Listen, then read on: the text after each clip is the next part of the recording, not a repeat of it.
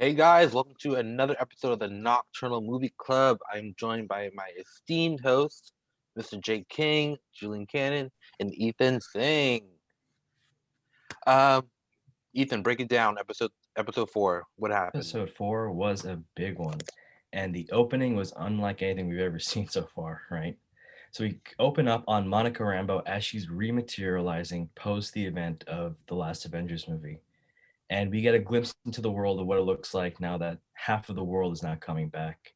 Monica goes around, she finds out her mother's dead and is readjusting to reality. Then we get a glimpse into the sword building. She walks in, finds out what's going on, and now we understand who is Sword, who is this mysterious organization that's been alluded to throughout the season. And we're starting to put some of the pieces together, which is the theme of this episode, putting back pieces together. Monica finds out she can't go to space, so she has to go on a missing persons case in Westfield, New Jersey. But when she gets there, she finds out it's not something as simple as it seems, and she's paired off with special agent from the FBI, Jimmy Woo. If you guys remember, Jimmy Woo did Ant-Man, and he was in Yes. that film as well. So he's not just your average, everyday, run-of-the-mill FBI agent. Once they get to Westfield, they figure out things are not as they seem, and that there's some sort of a illusion going on. From there, Monica, curious as ever, gets pulled in and stuck in that world. And they bring in scientists and set up a base camp all around the town to try to figure out what's going to happen next. One of the scientists is Darcy, who is an astrophysicist and surprisingly was from Thor. I forgot that when I watched it initially. She comes in and she immediately puts the pieces together that there is something going on here and that you could probably broadcast what's going on to the outside world using old TVs, probably the cathode tubes or something. And she sets up a setting so that they could all view it and figure out what's going on. So they watch along with WandaVision as we're watching WandaVision, given the exact same perspective we are. A couple attempts are made to go into the world with the beekeeper outfit. Jimmy and Darcy play the role of the audience. And then eventually we get to the conclusion where we left off last week, where we watch with Darcy and Jimmy Monica Rambeau breaking character, talking about Ultron, Wanda throwing her out of the world, and Wanda sort of losing her little grip on reality, seeing a dead Vision, saying that she's in control, she's fine, and Monica pretty much saying the same. And then the episode closes. Man. Jake, thoughts? In my opinion, this is the best episode of the series so far. I feel like they beautifully recapped the previous 3 episodes while also showing it from a different perspective. Like everything that was like very like interesting but confusing to us, like how Wanda was able to manipulate what happens in her show universe, how it looks like watching it on a TV in the MCU world. That was phenomenal. I like that they brought in some returning characters. I was surprised that Darcy came back. I mean, I read somewhere that Kat Dennings was coming back into WandaVision, but like it was kind of refreshing to see her back. It almost feels like everything feels a little bit more connected now. And in terms of what I was saying before in previous episodes about there still being mystery, like we got just enough answers to quench our questions from the past 3 episodes, but just enough intrigue because now we have a little bit more of an idea that Wanda's behind this. But is it really Wanda or is someone else controlling her? It's just like there's just so much to take in, and I felt this episode really delivered. I'm exactly on the same page. I feel like the way this episode went, I like to say like we didn't learn anything from this one, but we confirmed everything we thought we knew about this show. So to me, that's like a great thing. It's good that we get what we thought was going on established. We get that baseline, and we can move forward. I also did want a little bit more from that episode, a little bit, because and they allude to that too. When Jimmy and Darcy are watching the show on TV, they ask each other these questions: What do the hexagons mean? Who is this character? Who is that character? Where is this all going? Is this? And at one point, Darcy just goes, "Is this just a sitcom?"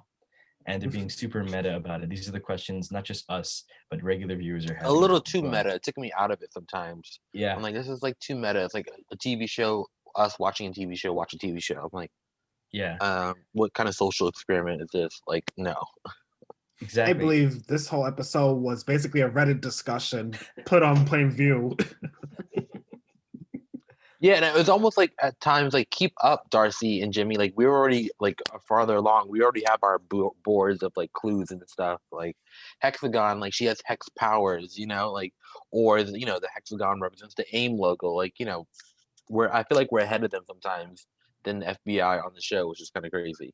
Another thing I love about the episode is how much of the use of the theories that everybody online had came to light. I mean, we waited 4 episodes to finally get answers, and this episode we got the most answers within 20 minutes than all the previous episode. And I also want to add to what Jake said about the beginning. Do you guys think it was because of the Thanos snap or Hulk snap, the reverse snap, that got everybody to be revived in that hospital? What do all three of you think? It was the Hulk snap that brought everyone back. Yep, definitely. Yeah. Because when Monica comes back, we know that because she says, "Oh, I must have been asleep for 20 minutes. Where's my mother?" And then the nurse goes, "It's been 5 years. She died 3 years ago or 2 years ago." So we do have that gap of the blip. We kind of get a taste of that in Spider-Man, but we definitely get the darker side of that here. Yes. So I forgot. In Spider-Man, was it who was it that named it the blip? The media. It was the media talking about it. Yeah, there was the media that named it the blip. it would be awkward if a student named it that, and then now they're referencing it the same here. Right. Yeah, no, it was definitely the media, I believe, which coincides. The media names a lot of the superheroes. The media named Iron Man. They named all these other superheroes and Hulk and so on. So it was the media. When it was naming all the cast members in that world, I was watching with my girlfriend a few days before they released it, and she thought at that time maybe that they're cast members that they don't have real names, and then next that popped up. It's not their real names; they're just cast members of this TV world. Yeah, that debunked the theory that everyone had online, like, oh, maybe they're agents of SWORD, maybe they're Hydra agents, who knows? But no, they just turn out to be real people that like Wanda has absorbed into her cast that are just stuck here.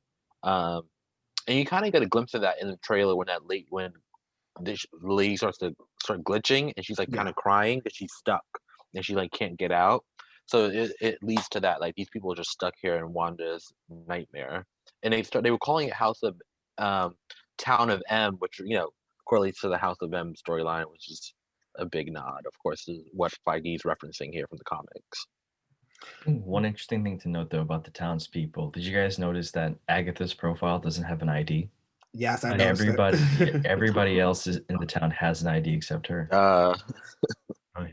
Well, and so not just Agatha, it was the other lady too, the other blonde lady. Dottie, yeah. Yeah, from Dottie. the swimming party.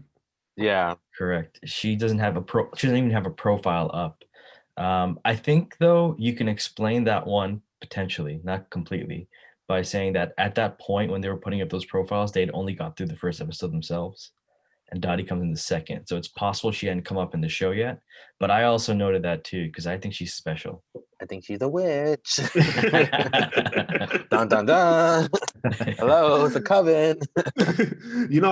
Speaking about watching the episodes, when they watched the episodes and realized that some parts were edited off or censored, I believe that is Wanda doing that because she most likely knows that they're watching them. Oh yeah. Actually, I'm on the other side of that. I think somebody else is doing that. The reason I do that is because if we think back to episode 2, when again Dottie cuts her hand on the wine glass, she squeezes it too hard.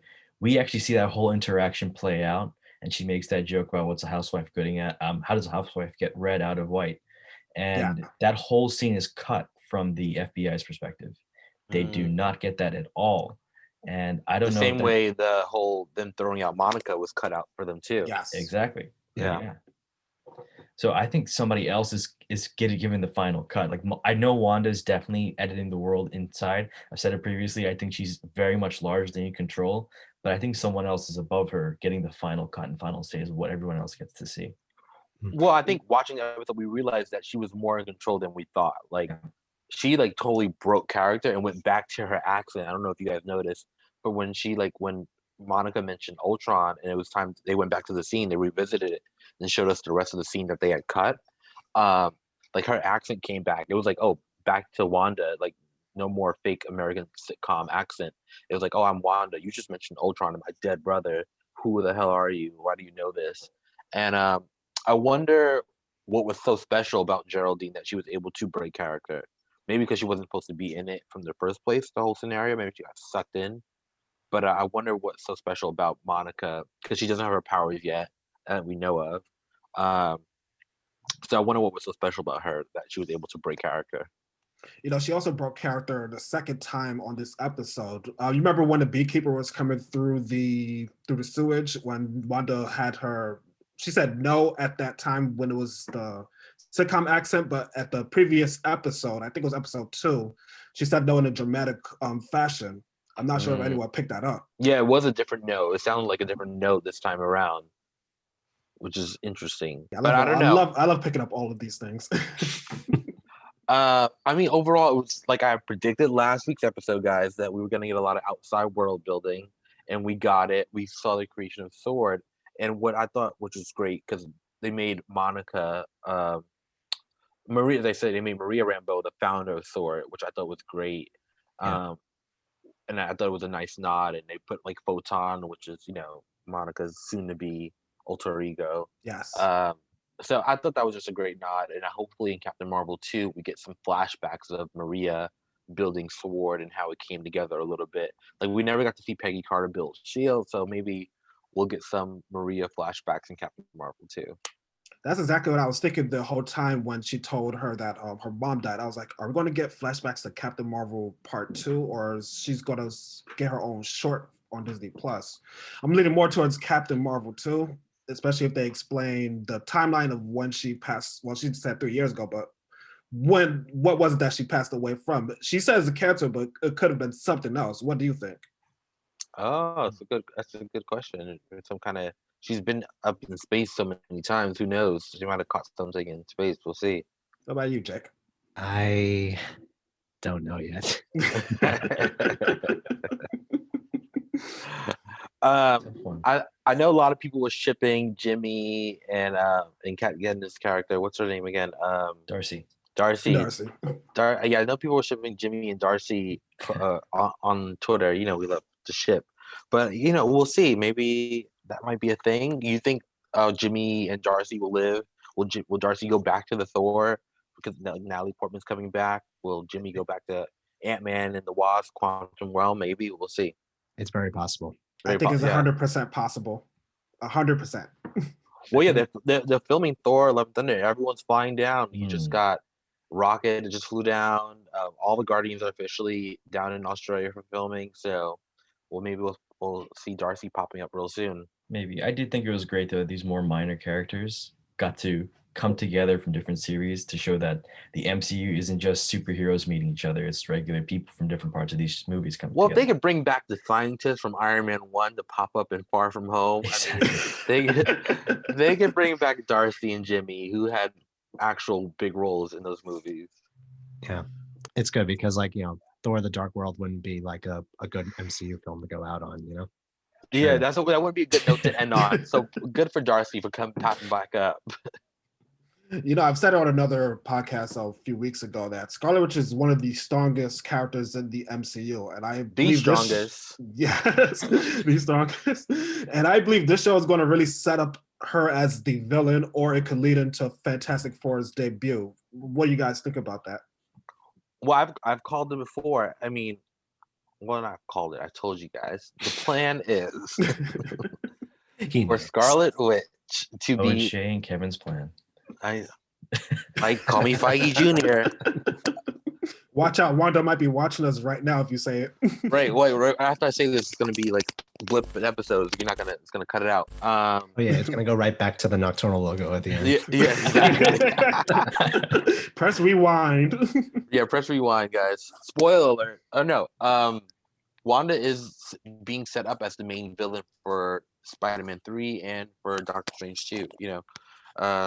She'll be the overall arching villain with possibly Manifesto controlling her and whatnot. So and then we got a glimpse of that because she went full on villain when she chucked Maria out of the whole town. So, and I think that's it's starting to go there, but we'll see. Took her out the town like she never even existed in the house. That's how quick it got cleaned up. Yeah. She wiped her. Like it was like she almost like Thanos her. Like when she almost killed Thanos, she like chucked that lady out of there so fast. Which is like I'm like, how did she survive? People were questioning like, so maybe there's something up in Maria that we don't know about. Another Oh. interesting part where people didn't catch is Sword. Because they've been working on space missions all these time, but now with the sense of Snap and it being weird up in space, they've been working on all this like advanced technology and nanotech. So maybe we might find out Maria's photos, sorry, will be science based and technology based, maybe photon.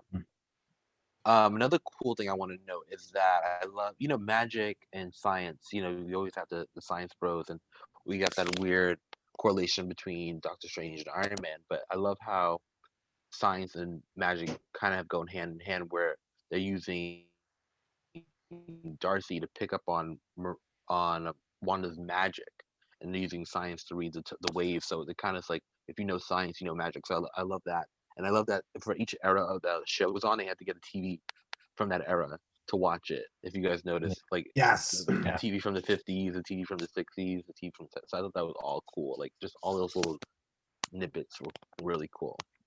What's also going to be really cool is that they would not have a problem finding a TV from 2000s. I was thinking that too. Like, she's like, I need a TV one that's not flat. I'm like, where they go to like the nearest thrift shop, or they have some standby. The Sword, they In back record time. everything. In record time. So, Julian, what do you think is happening in episode 5? What's going to go down? Oof, let's see. Episode 3 was the 70s. This will be in the 80s, so we're going to get a lot of 80s TV tropes, and I think we're going to get a huge plot twist sometime in the end of the episode, because that was another trope in the 80s TV too. Which 80s show you think they're going to model this one out of? Probably Home Improvement was 90s. My mistake. I was just thinking the exact same thing. I was like, I couldn't remember what decade. Home Improvement was the 90s. I believe Full House. Full House was Full House 90s too, right? Late 80s, early 90s. Is Perfect Family Strangers, maybe? Ties? Perfect Strangers. Family I thought Ties. Family Ties, I think, is the way they're gonna go. That's a good answer. Yeah. My Family heart says Ties. Dallas, but my mind says no. No, Dallas is not witchy, and it's not the vibe that we've been It's on. completely opposite. Yeah. It's so 80s, isn't it? But it's Wanda's all about, if you notice the theme, it's all about family. And especially now that Wanda has the twins, it's all about like and that's what Wanda's really ultimately on the quest for, where her heart is lacking. It's like lack of family. Which is like, a beautiful and very tragic theme at the same time. That's what makes her character so good. And that's why she can actually make that turn to the villain. More than loving good, more than loving doing the right thing, she loved Vision. Vision is definitely dead. And it's causing her to lose her mind. Yeah. That's what makes her such a compelling character. Yeah, I'll never get that, like when she sees him and she breaks, because she loses control, seeing that the corpse was like a lot. Even though it's a robot.